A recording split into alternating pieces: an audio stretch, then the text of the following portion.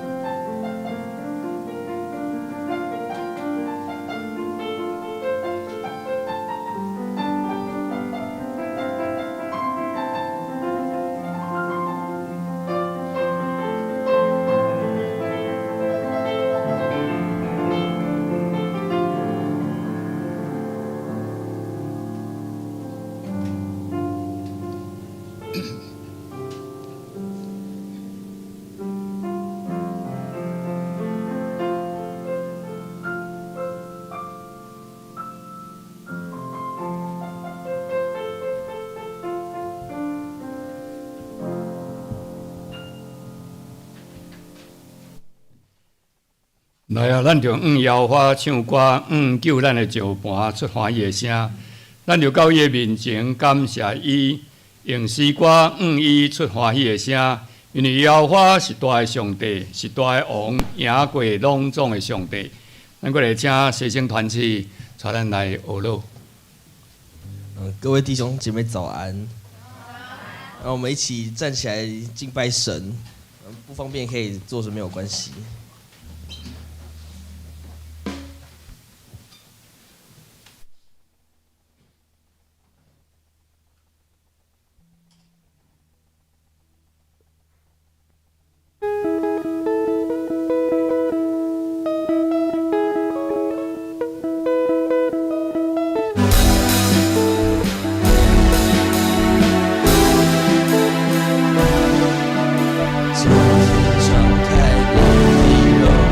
降下来，将天敞开，你的同在降下来，将天敞开，你的荣耀降下来，万国赞叹你，你是荣耀君王，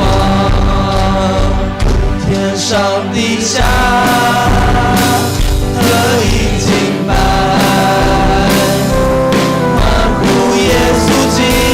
圣洁羔羊，荣耀归于你，天上地下，在永恒里敬拜，哈利路亚，哈利路亚。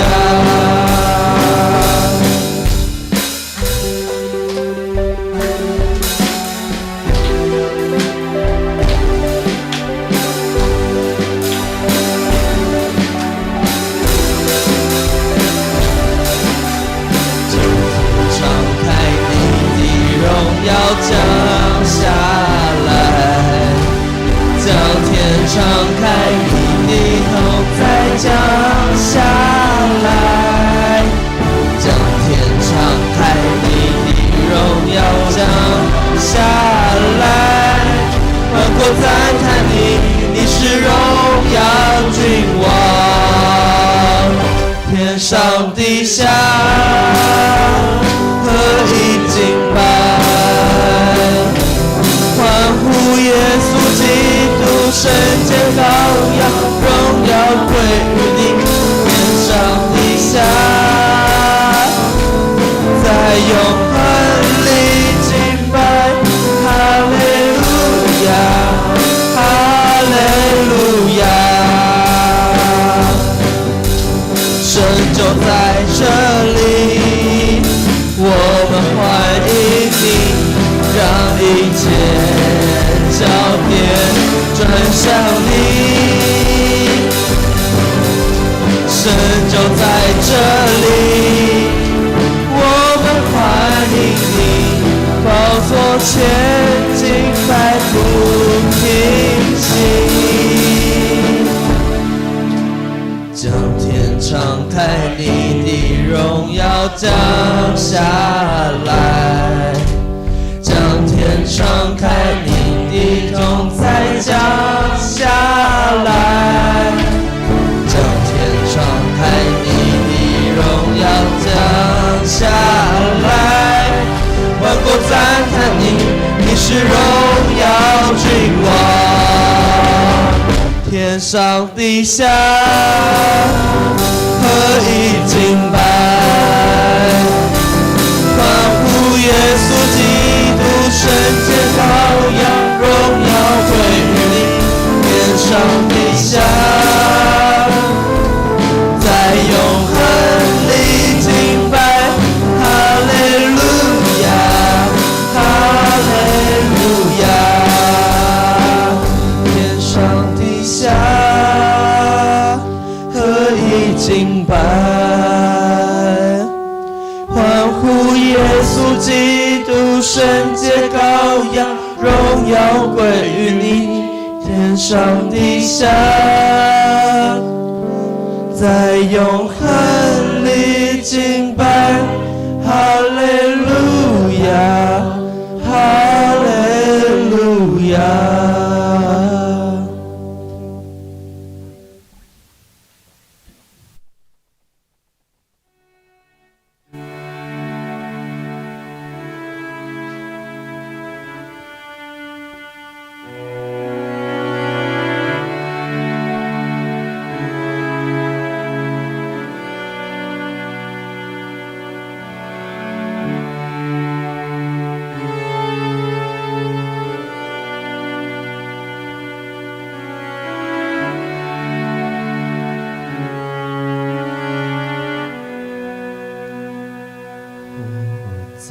这里，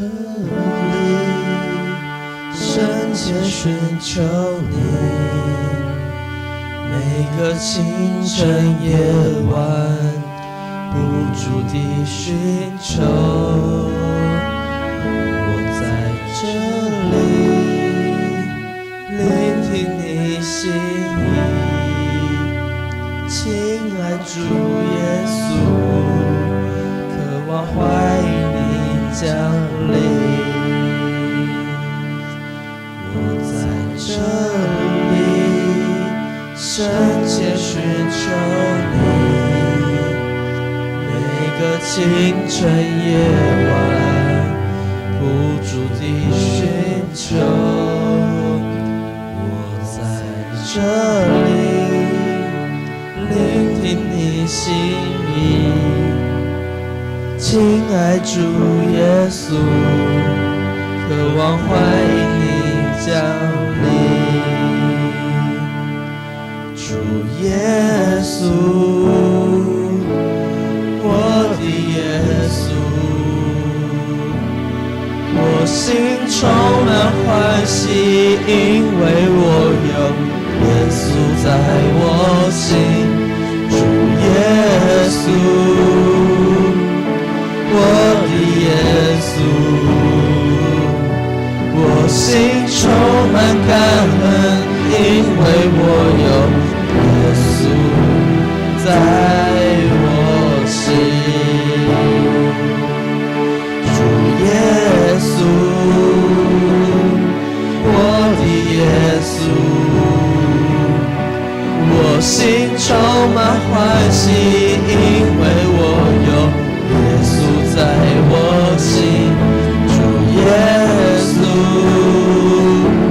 我的耶稣，我心充满感恩，因为我有耶稣在我心。我在这里，我在这里，我回应你的爱。我在这里，我在这里，耶稣。我在这里，我在这里，回应你的爱。我在这里，我在这里，耶稣。我在这里，我在这里，我回应你的爱。我在这里，我在这里，耶稣。我在这里，我在这里，我回应你的爱。我在这里，我在这里，耶稣。我在这里，我在这里，我回应你的爱。我在这里，我在这里，耶稣。我在这里，我在这里，我回应你的爱。我在这里，我在这里，耶稣。主耶稣，我的耶稣，我心充满欢喜，因为我有耶稣在我心。主耶稣，我的耶稣，我心充满感恩，因为我有耶稣在我心。主耶稣，我的耶稣，我心充满欢喜，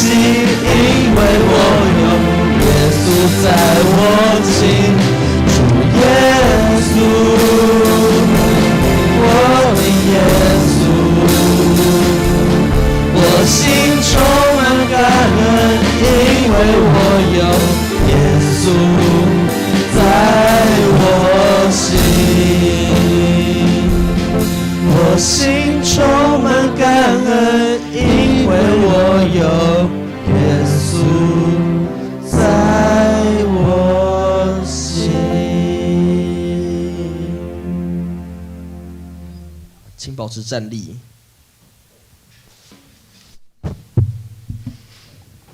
请咱用新的界面来告别咱的信仰。新的界面，恁着尽心、尽性、尽意听做你的上。这个界是大个，也是头一个，第二个也三亲像是讲，你着听厝边亲像家己。这两条是全律法甲先知的总拳头。我用新的界面互恁，就是恁着三听。亲像我捌听恁，恁也着安尼三听。恁若三听，众人要对安尼知，恁是我的学生。请坐。请来三个来祈祷。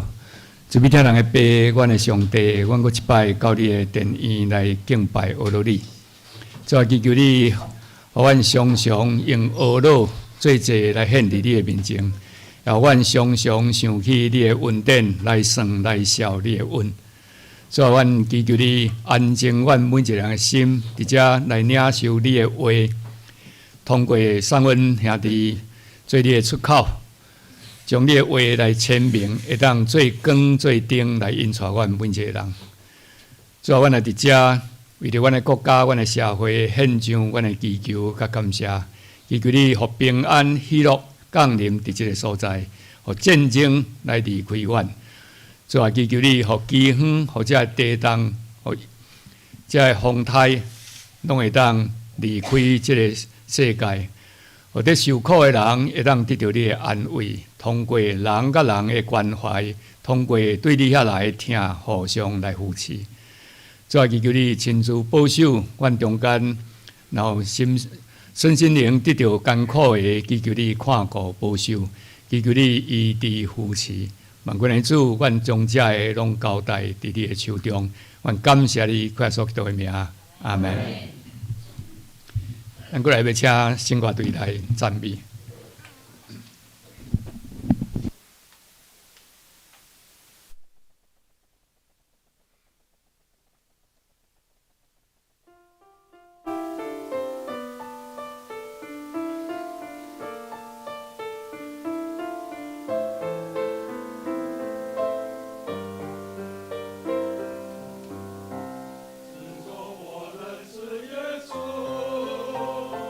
我的生命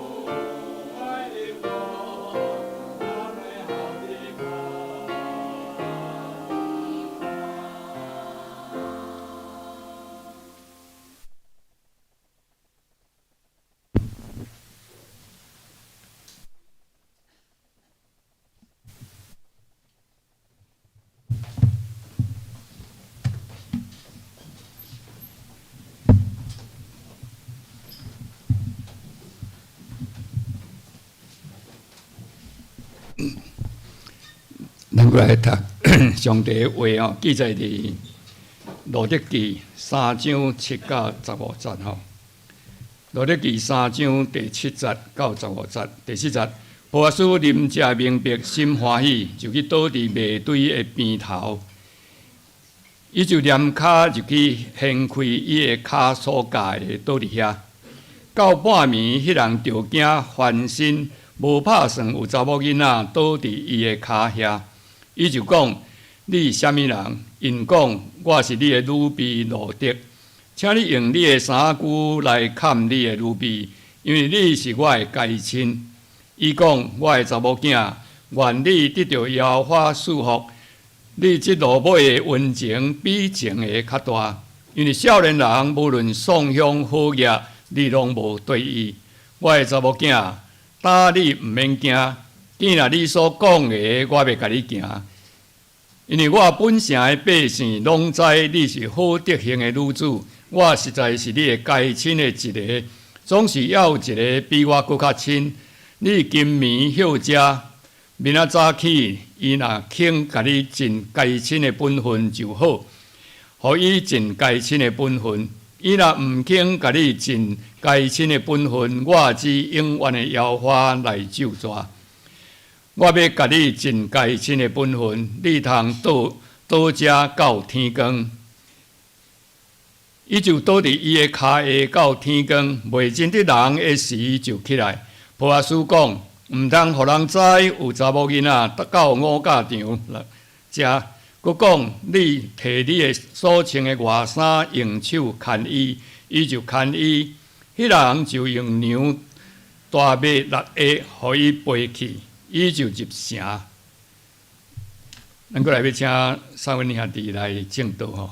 今仔日是台南西洋医的纪念主日啊，台南西洋医有派伊来遮吼，来遮报告甲请安吼，咱请因。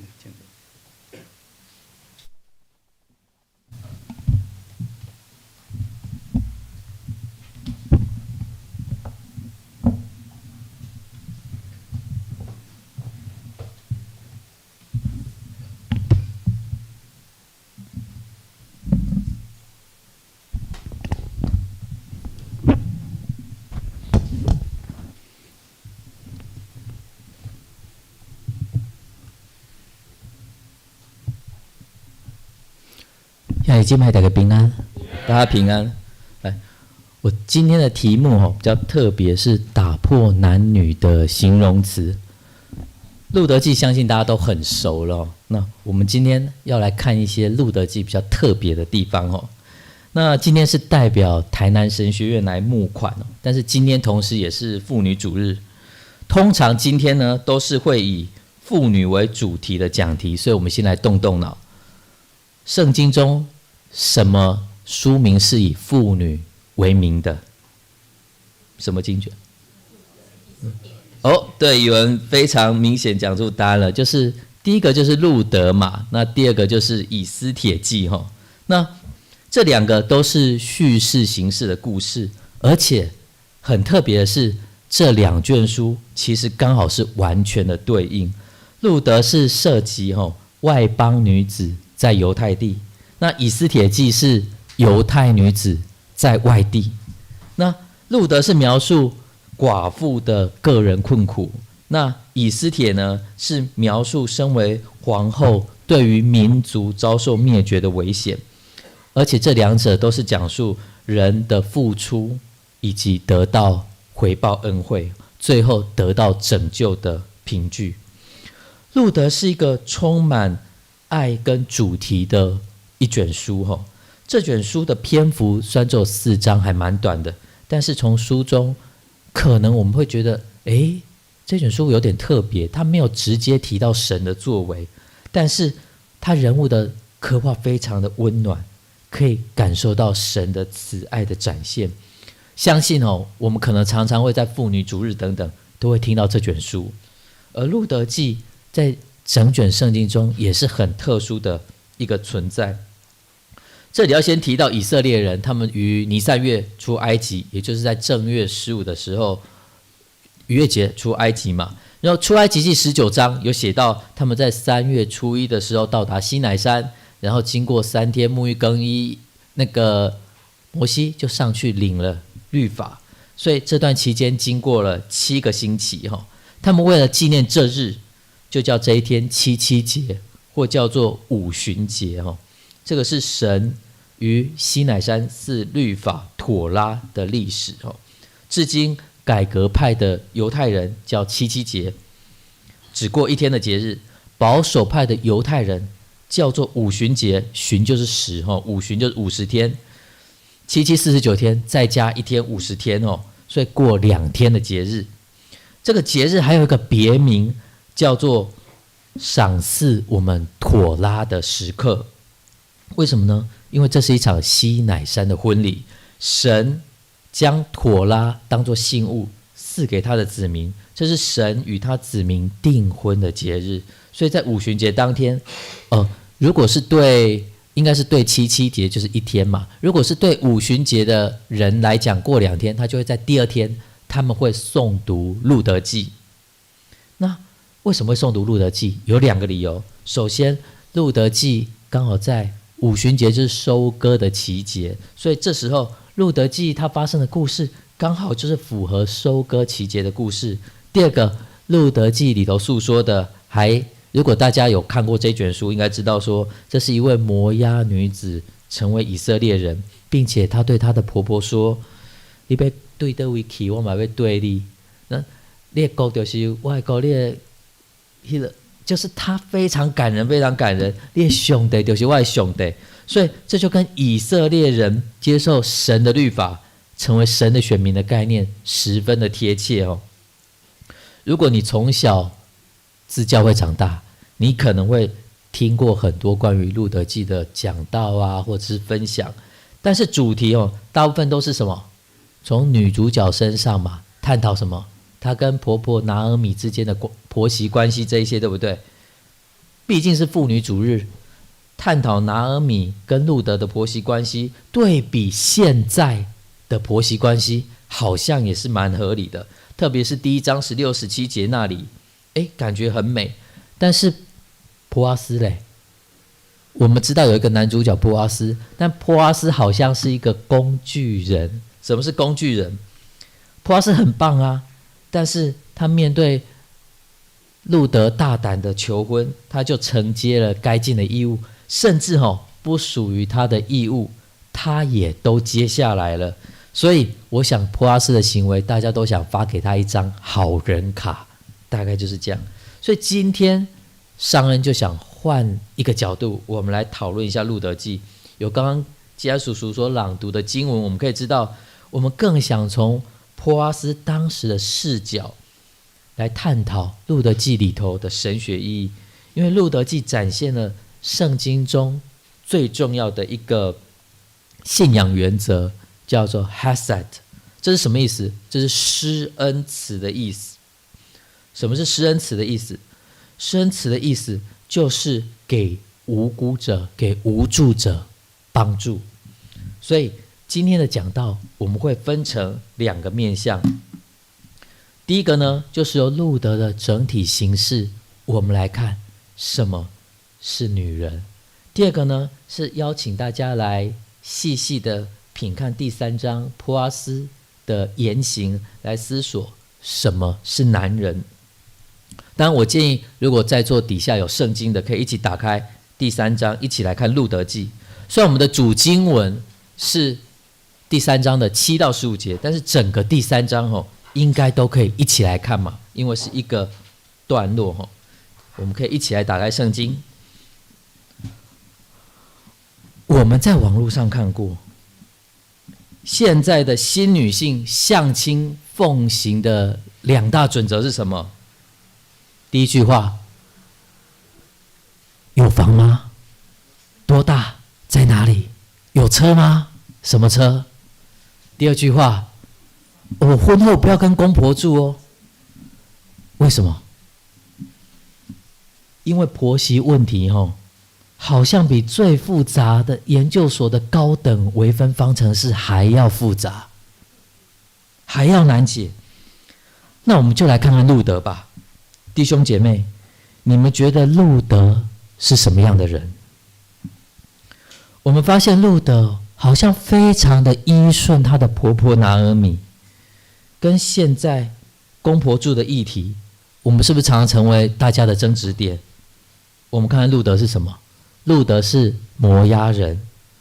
路德他原本信奉的是摩押的神明基抹，那后来他成为耶和华的信徒，他离开熟悉的同胞、国家跟信仰，拥抱了自己不熟悉的种族、不熟悉的语言，是拿俄米的同胞跟以色列的神。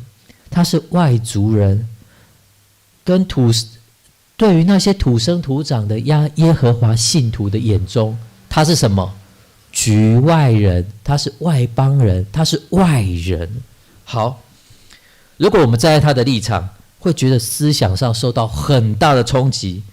这个绝对超越跟公婆住这么简单的事情，不知道超越多少倍。怎么会有女人愿意这样做？那在相处上呢，其实差异性更大。你以为这位婆婆是好相处的吗？其实是做拍到底呢。为什么？第3章的叙事我们来看嘛。婆婆是让路德做什么？钻入一个在当地是人人敬重的贤达长者波阿斯的背中。3至2节还千万交代，你千万不能吐露自己的身份哦。这很明显担心如果事情不成，被人知道，后果不堪设想。但是对于婆婆这种高难度要求，第4节路德居然回答什么？凡你吩咐的，我必遵行。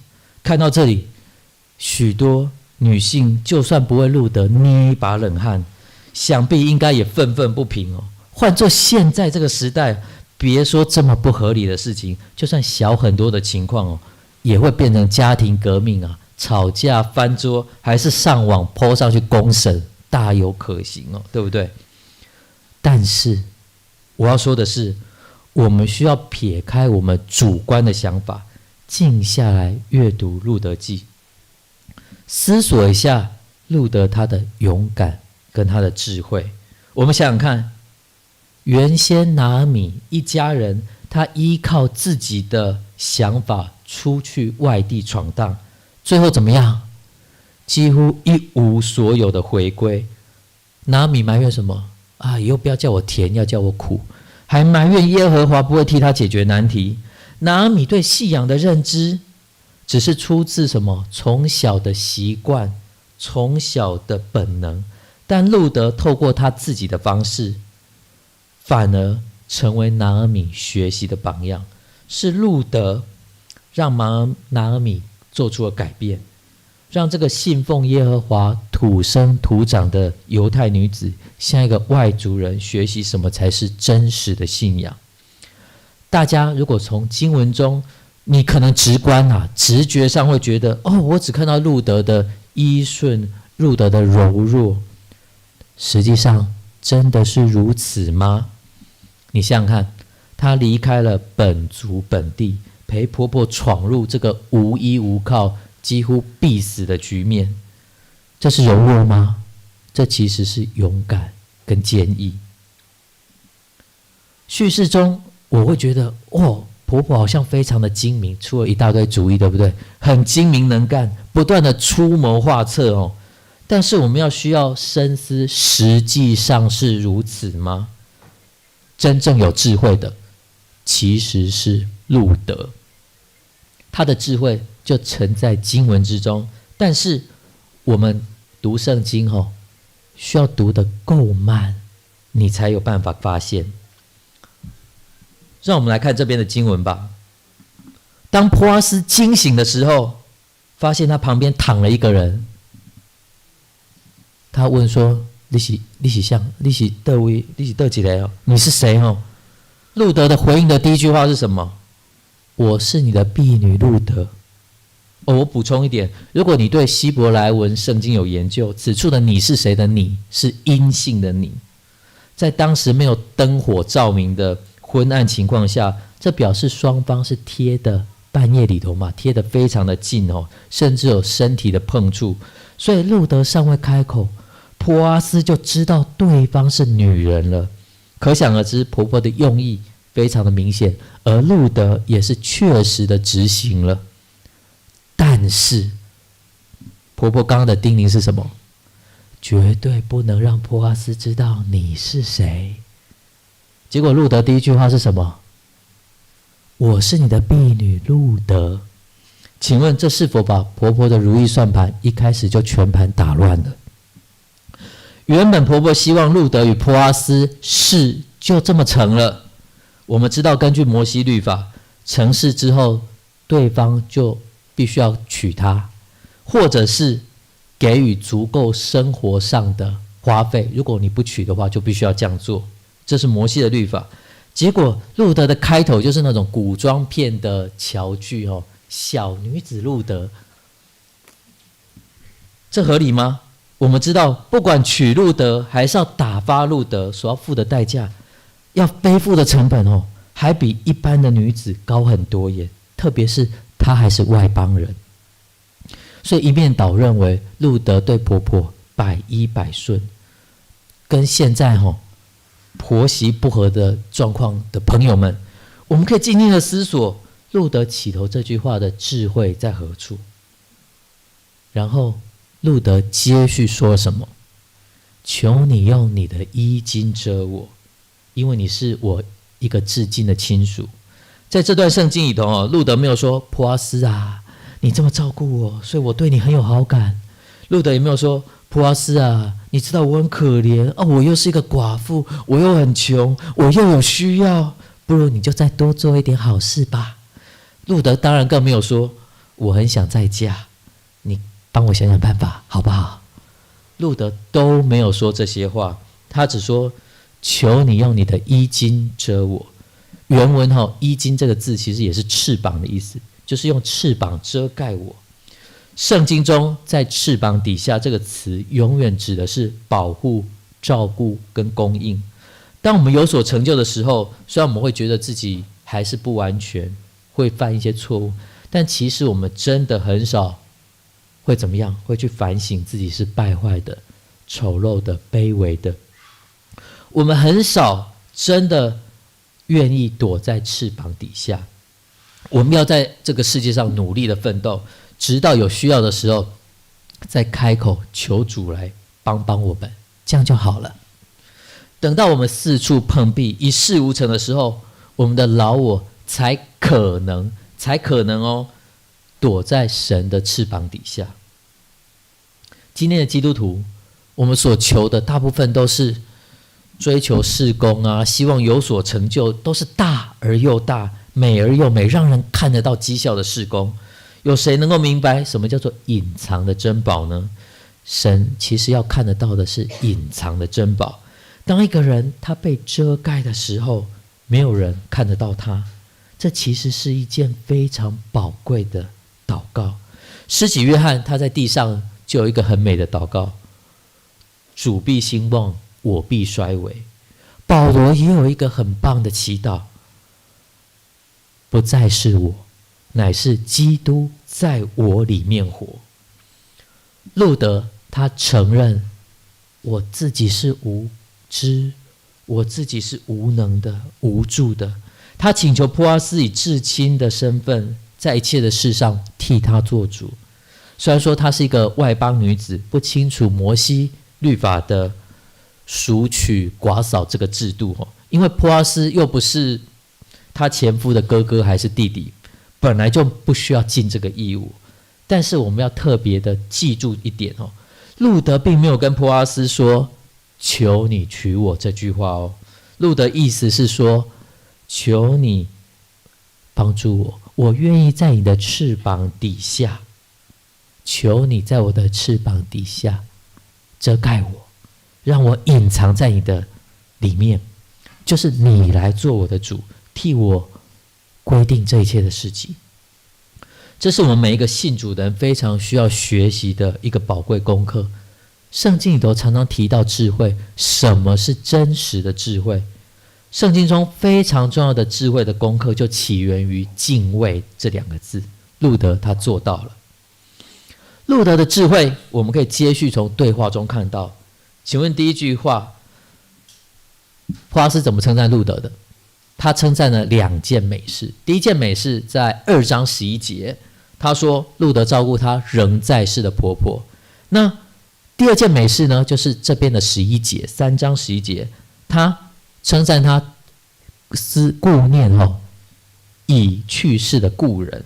所以波阿斯称赞路德，因为尚年轻的路德没有跟随那些年少的小伙子却愿意跟随他这一个年纪一大把的老骨头、老家伙。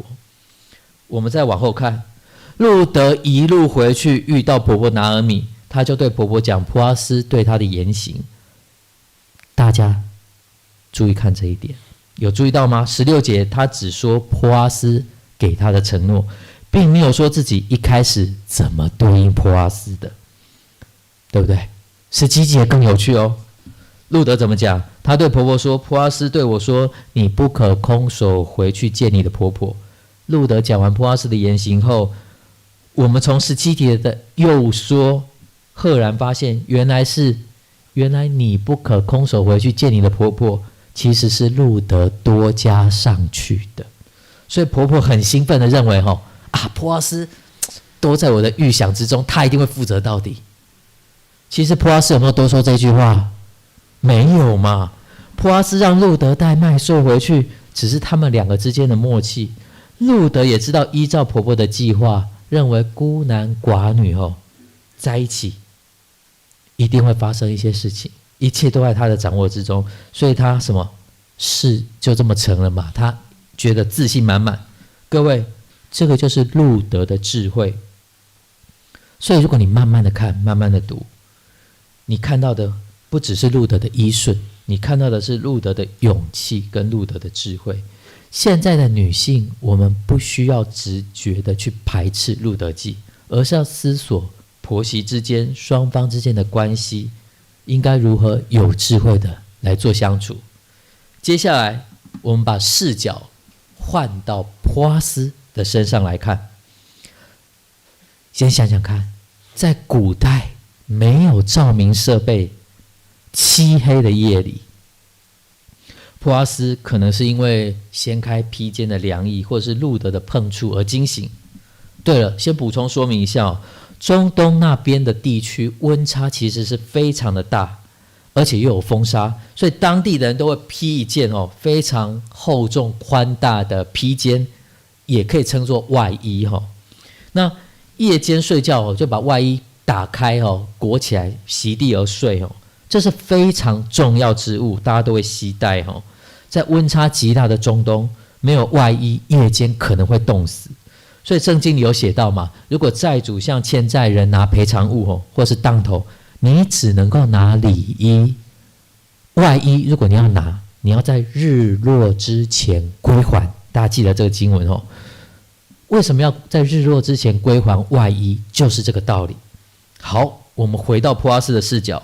当你朦胧的睁开双眼，入眼一定是先一片漆黑嘛，你发现你的大衣内钻入了一个人，还可能是一个赤裸的女人，甚至你闻得到她身上抹香膏散出来的气味。如果是你的反应是什么？作为一个现代的男性坦诚说，如果是我，特别是因为我一些自身的遭遇我大概只能用吓得半死，真的是吓得半死来形容。当然可能会有的人觉得波阿斯他们刚经过丰收庆典的一夜狂欢，酒昏耳热之际，女人入怀，很多事情就水到渠成发生了，自然发生。那有的人可能也心里会想我是多么正义的卫道人士所以如果我一惊醒看到有女人，我一定会大声斥责对方。那如果依照现在的观点遇到这种事情，多数人心中一定先浮现仙人跳这3个字，我们不出声自保可能就惨了。当然说实话啦，你那时候补救大概为时已晚了。好，然而不论你当下的反应是什么，我们真的要去佩服波阿斯。你看看他的回应是什么？我们死守看看他的回应是什么。他没有轻易的去碰触路德的身体，没有轻易的去碰触要献身的路德，但是他完全没有像是卫道人士，直接就做出回避哦，或者是直接就斥责路德啊，你这个轻浮的女子，这样子去拒绝他。波阿斯他是怎么做的呢？他先是给予祝福跟称赞，然后安慰，然后做出承诺，然后安排他静静且带着应许离开。请问大家，拿俄米要路德去钻波阿斯的被窝，求的是什么？大家千万不要因为后续波阿斯的成就的事情就搞错了重点，就搞错了拿俄米的起初计划。你们看第3章一开始，拿俄米的计划是什么？拿俄米他起初计划的重点不是为自己求什么，他绝对不是说哎呦我是一个做老的，我是老老垂遗的女人我需要有人来抚养，我需要我更希望我丈夫的土地有人来继承，完全不是这些哦。3至1节已经写明了，拿俄米要的是什么？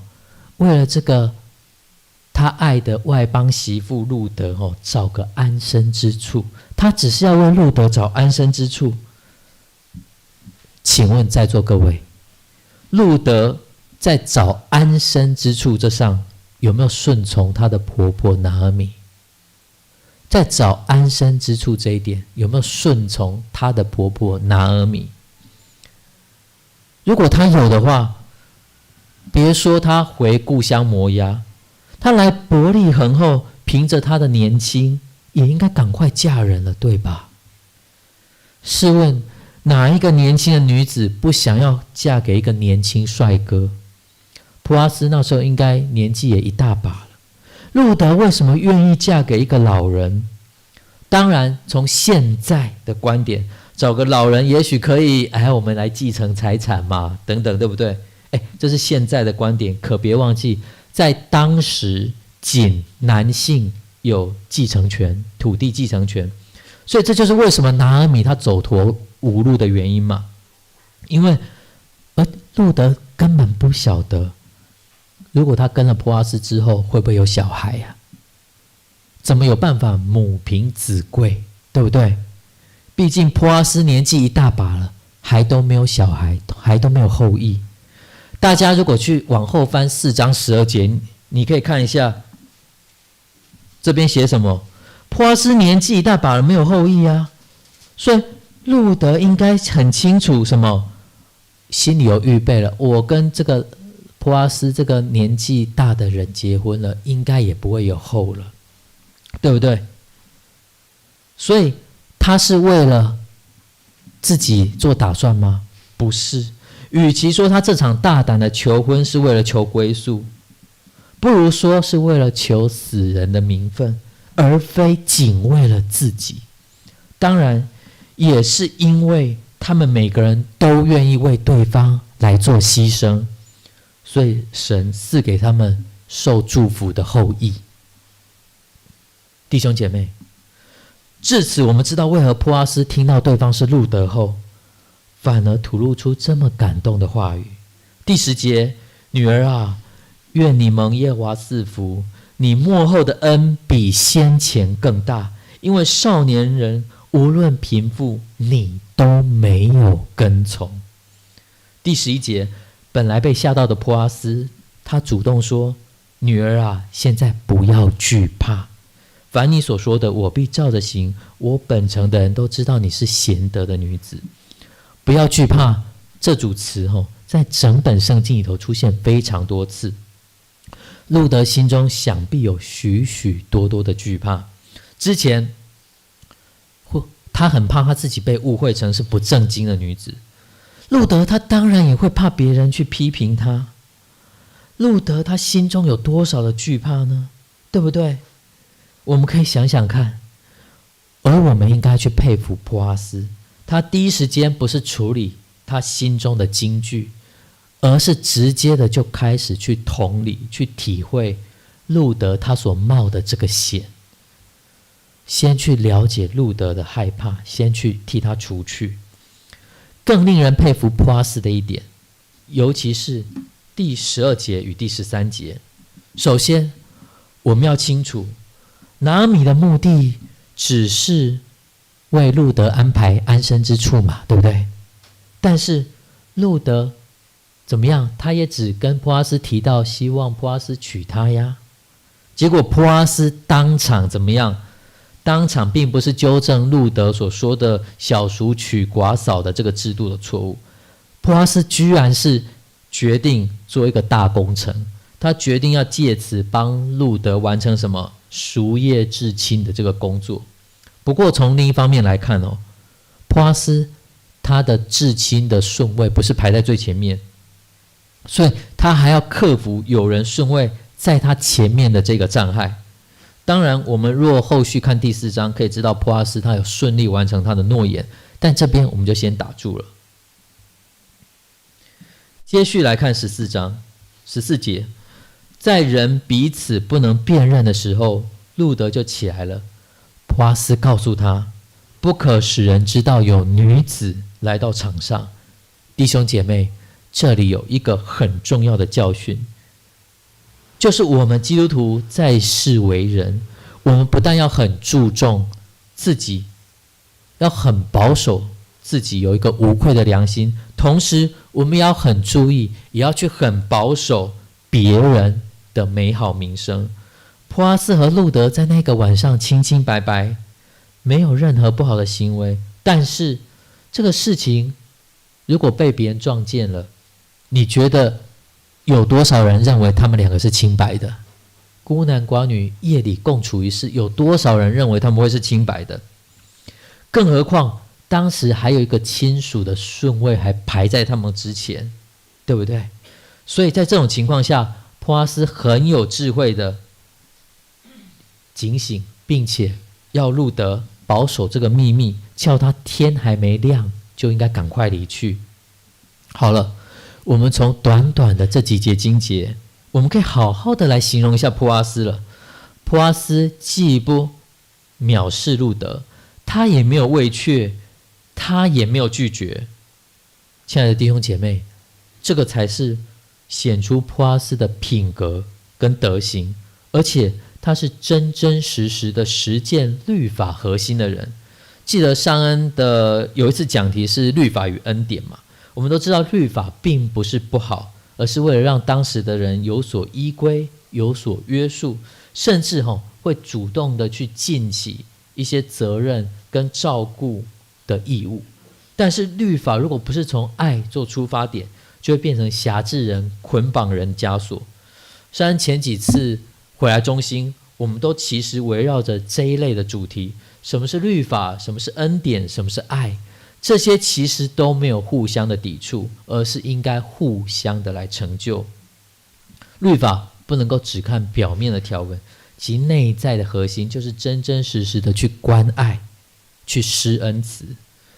我们如果往前看第2章，从捆里抽出蝎来，丢在地上任他拾取，不可以斥下他。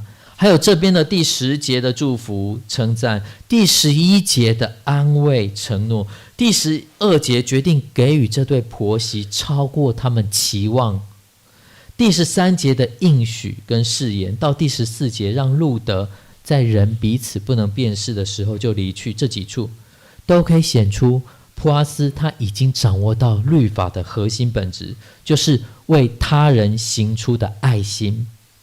施恩慈是要为他人出发，而不是为了自己，不是为了彰显自己，这个是特别为了无助者的帮助，绝对不是为了表彰成就自己。最后，尚恩想请问各位弟兄姐妹，透过今天的路德记，你觉得女人跟男人的样式应该是什么样呢？女人一定要是柔弱、小鸟依人、柔情似水、貌美如花、娴熟温柔各样的吗？透过各种英雄电影还是卡通的洗脑下，我们男生从小就一定幻想自己是什么超人啊、钢铁人啊，男生就一定是什么强壮、有 guts、很 man、性格刚毅、雄壮威武、勇敢的英雄人物吗？今天我们对路德记的认识，其中的男与女，请问是这样的形象吗？以利米勒载着他的妻子拿俄米跟他的2个儿子，他们离开有号称面包之城的伯利恒，来到了视为边荒的外邦之地摩押。从全城皆知拿俄米的情况，可见以利米勒当时一定是地方上有头有脸的人物。但是他们代表的是什么？起初应该是勇敢、冒险、英雄等等的词汇，但是圣经中很清楚的说明，他们最后的情况好吗？我们再来看看主角路德，请问他在大家眼中是什么样的轮廓？因为他才有了这出美满的故事。路德的故事之所以流传，乃是因为在那个混乱的时代，好像是黑夜中的启明星，好像是沙漠中的绿洲。我相信没有人不喜欢路德的表现，但是路德的表现，他完全就不像是现在对女人、对女性的形容。现在的女性有一派认为，女人一定就是柔弱、温柔、美丽、动人；也有另一派的新女性认为，女人可以比男人更刚强，男人能做到的，女人都能。超人可以是男人，也可以是女人。但是路德是什么样的人？路德所展现的特质，并非是什么争强斗狠，要跟男人比拼输赢。但是在圣经的教导里头，我们知道路德的这些特质却更为重要。你往哪里去，我也往哪里去。这是什么？这是坚毅，这是勇敢。10岁照顾婆婆，这是什么？这是施恩慈。在当时那个时代，更保守的时代，趁夜色钻入波阿斯的披盖中，且主动跟波阿斯求婚，这是勇敢。这些被用来灌注在男性身上的好特质，如今却在路德身上一一的展露，而且让我们为之赞叹。而今天我们也仔细的从侧面来旁观了波阿斯的一些言行。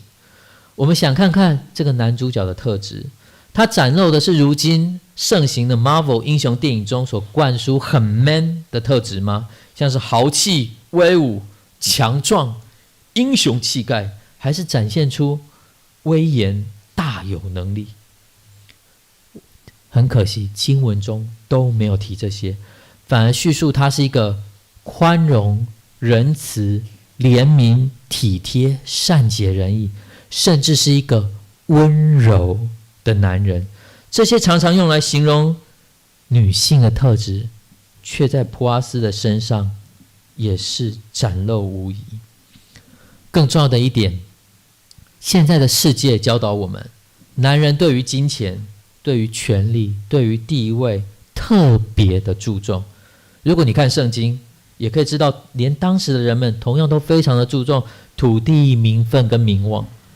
也可以知道，波阿斯却居然愿意以他使用以利米勒的名字，以以利米勒的名赎回他在伯利恒时抵押出去的土地，将之重新归回到以利米勒的名下，甚至之后有了子嗣还是归以利米勒的名下。亲爱的弟兄姐妹，波阿斯跟路德可以说确确实实是圣经中的真男人、真女人，也因此他们的名让我们纪念，他们成了大卫王与耶稣基督的先祖。让我们低头来做一个祷告。亲爱的弟兄姐妹，我们很感动，能够借由你的话，恩典的主啊，谢谢你透过经文给我们提醒，圣灵也帮助我们更加明白您恩典的奥秘。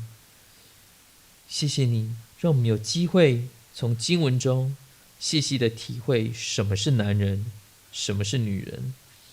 您的话语超越了时代的意义，对我们的生命各方面都有帮助，都有提醒，都有教导。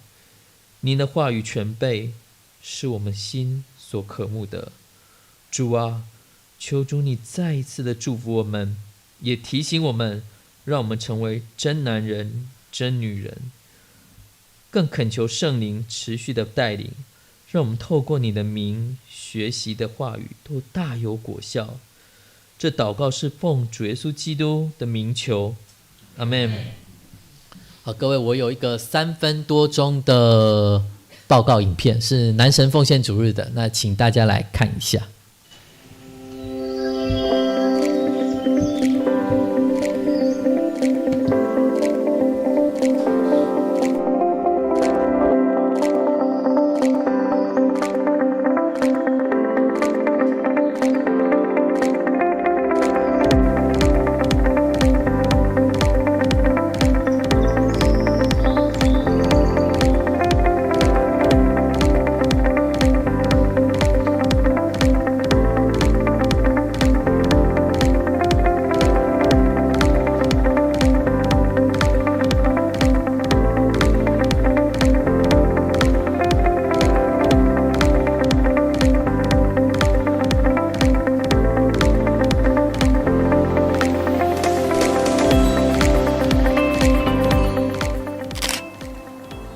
敬爱的弟兄姐妹，还有关心台南神学院的兄姐，大家平安。台南神学院自从1869年创设到今年已经150多年，感谢过去上帝的恩典以及兄姐们对台南神学院的关心、支持与奉献。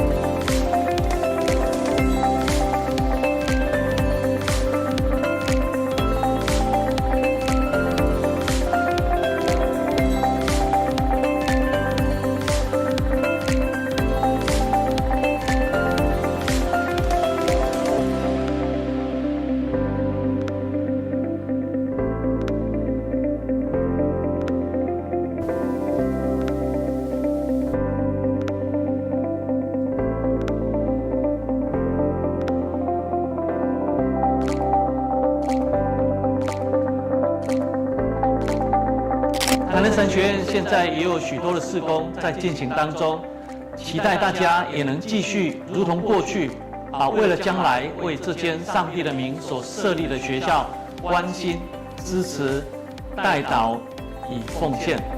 谢谢大家。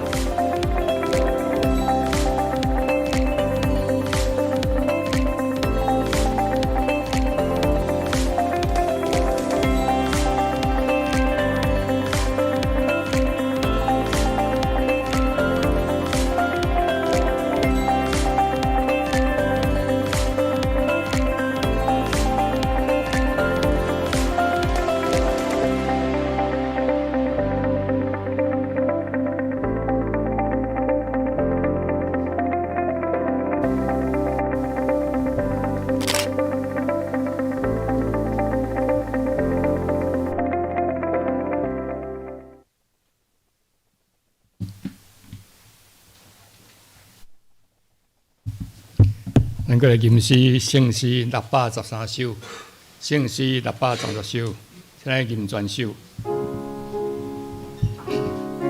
先来起立吟全首。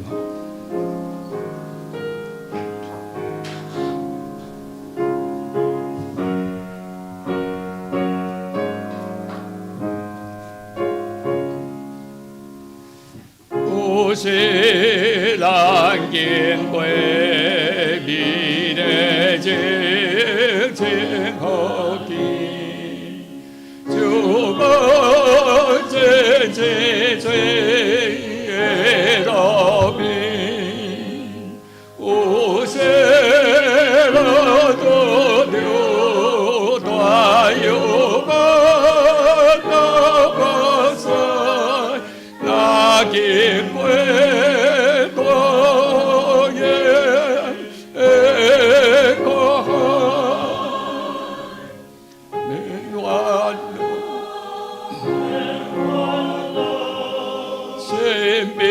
安，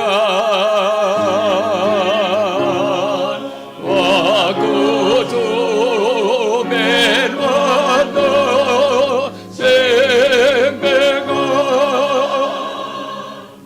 有世人拄着归军两后对敌，保卫了生命的光景。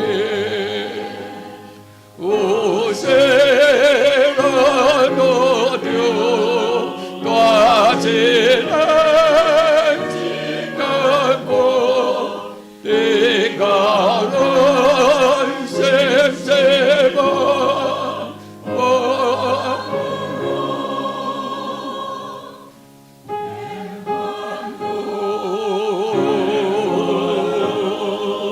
心平安，我故主免烦恼，心平安。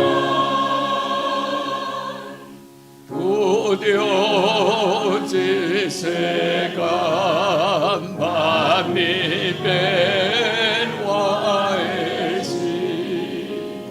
地上有的事，真惊人，心肝真不安，我惊人。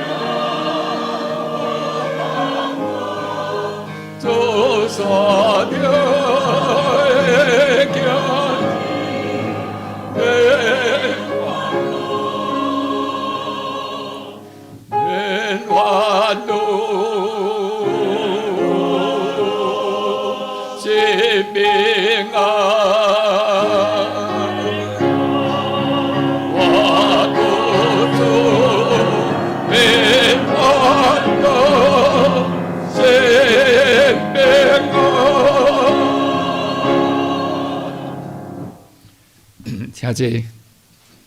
请咱平安心来奉献。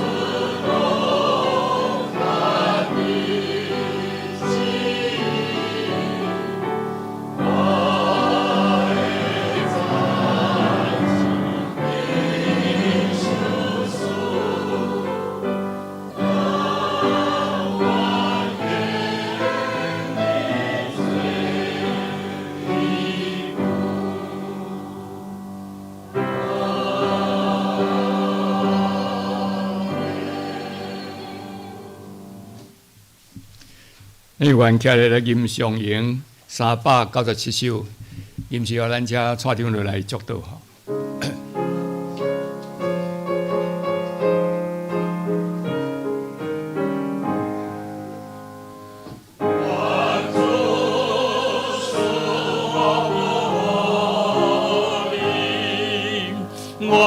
兄弟应跟本着力，也应自比宽待你。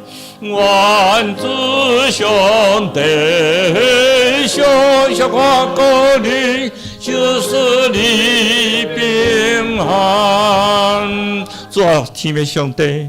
佢你照顾伫世人去造就每一个人，借助你动用的器躯，互因心存谦卑怜悯，将上帝的福音传到全世界大家角落。愿恁得到最后所求的稳定，天父上帝听通，圣神的相通因所扶持甲恁三角之地，也祝福恁所行每一个路站，主的稳定之爱伴对恁一生一世。对即时直到永世代无煞灭。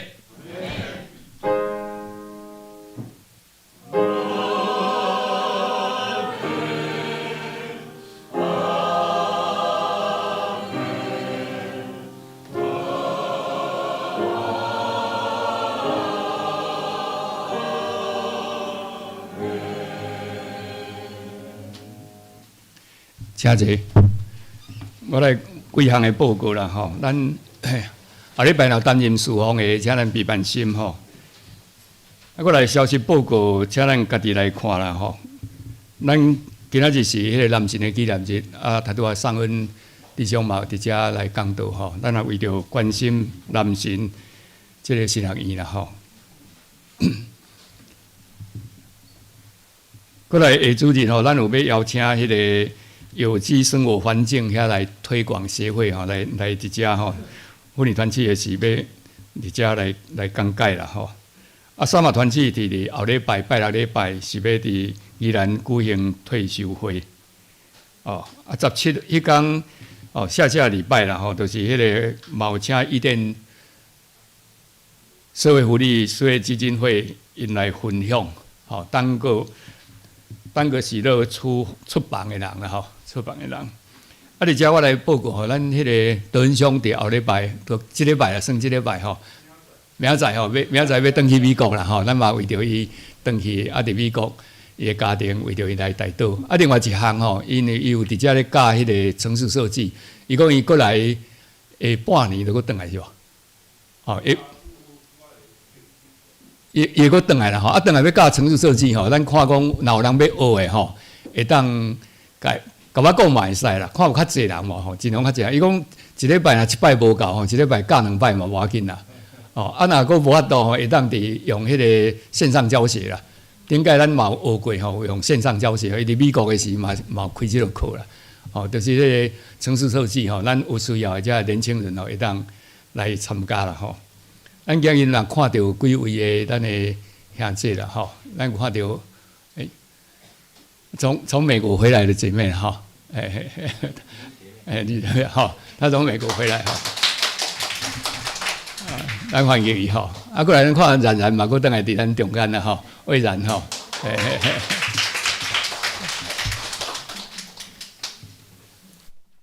啊，过来具体交通甲大道的事项，咱家己来看啦吼。啊，了我来分享迄个。换了他朋友了哈，指名了哈，对，站起来朋友，换了他朋友哈，欢迎他来哈，加入我们的赞美团契的那个生力军啊。今日含最后哈，苏书记这个到顶礼拜啦哈，顶礼拜苏书记都已经读完了哈。苏书记内底啊，我上尾有讲2个啦吼，一个就是参孙的故事，咱大家拢讲清楚啦。啊，参孙，咱知影吼，参孙他生出来的时候，他还没有怀孕以前啦吼，天使就跟他的母亲讲，你应该用神的话语来教导他，不洁的，应该要合乎礼仪的，全部要教导他，哦，全部都要教导他。啊，因老母嘛讲好，啊，他生参孙啦。啊，但是我们看到吼，参孙他其实他很多问题啦。为什么？他就娶了一个非利士人，啊，娶了一个非利士人，啊，娶了以后又婚姻的问题哈，因为一个照灯引刀啊，招灯引到一起，结果他岳父把那个他的太太嫁给了伴郎，嫁给了伴郎啊，参孙来就发脾气啊，所以就放火把他们那一个地方的那个刚要收成的那一些小麦全部把它烧掉，为了一些跟人家打赌，然后杀了30个那个非利士人，结果造成很大的一个问题啊，我们可以看出来参孙到最后呢。到最后，他们的这个族了，但族还要离开了。最后，因为有一节，其中有一节讲说，后来因为参孙去世了以后结果呢，有其他的外来的人呢，就侵略他，让他们整个族整个族就要迁徙到别的地方。我们可以看出来这个其中有很多，我们读了参孙的时候，你就知道他很多就是没有合乎神所教导的。那就产生整个这个问题。另外一个就是基比亚那个地方的人，基比亚那个地方，那圣经里面很好玩他好的坏的他写出来。他说有一位利未人带着他的妾，台语讲有一个利未人带耶细姨，这个就很麻烦的利未人带耶细姨，利未人就是在服侍神的结果带耶细姨。结果呢，到那个基比亚那个地方那个城，到那个城住在那边的时候，结果呢，那一个城的人出来以后，把他强奸到他死掉。这个是便雅悯族。我们知道基比亚是谁的故乡呢？扫罗的故乡啊，第一个王扫罗的故乡。结果呢，他就这个利未人就回去把他的太太呢的尸体送到他们12个支派那边去啊，剩下11个支派啊。马拉西有2个啦，因为分2边嘛马拉西分这2边，所以他分12个上去啊，伊尸体把它切割成12块送到那个地方。那12个支派那一些人就来攻打便雅悯，把他便雅悯的人全部都杀光，杀到剩下600-700个人。你看我们读士师记到最后变成这样的时候，我们就知道那个。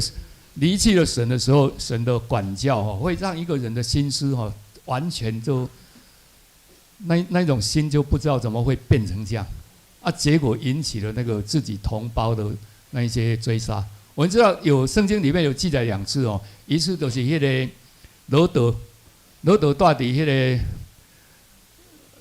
索多玛那个地方也一样，天使来，结果说那一些有些人就说要强暴那个天使，结果天使呢把那个索多玛跟蛾摩拉整个把它灭掉。我们可以看出来，那圣经里面有2处这一种，就是为了这个问题最后这个基比亚这个人，这些人就被杀到剩下大概几百个而已了。后来他们就醒过来了，其他那些11个支派醒过来说：“哇，那说减一个支派，变成民说不会啊。”所以后来呢，就去抓一些人。来当那些剩下的人的妻子了，在4楼那个地方刚好举行一个节庆了，因在庆祝的时，所以因讲去给他抓来，一个人会当去抓一个啦，抓一个等于做某了，就这样我就想到那个最近不是那个巴勒斯坦跟那个以色列在打仗也是一样，他们节庆在那边呢，结果巴勒斯坦人进去把他抓了一些人以后，当成人质就现在。这个不可收拾了，就非常严重的问题了。所以有时候圣经曾经发生了我们现在看还是会发生这些问题但是很重要就是遵行神的旨意了。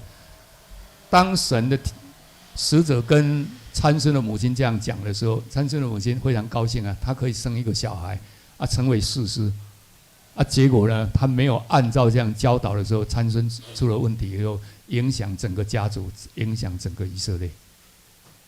基比亚人那个更可恶了更可恶这个只是从圣经里面让我们读到这些其中有一句话非常重要了这个士师记有一句话非常重要，前后都有。就当时呢，因为以色列没有王，所以每一个人任意而行。以色列没有王，任意而行。士师记接下去就是刚刚上文在讲的路德记就是讲的这个路德记。我们可以通过这些圣经，可能可以理解一些事情了，也成为我们的警惕了谢谢。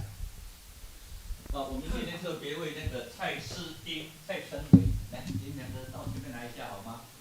他们的我们今天有纪念奖叶成伟，对不起，叶跟蔡两个是一家了。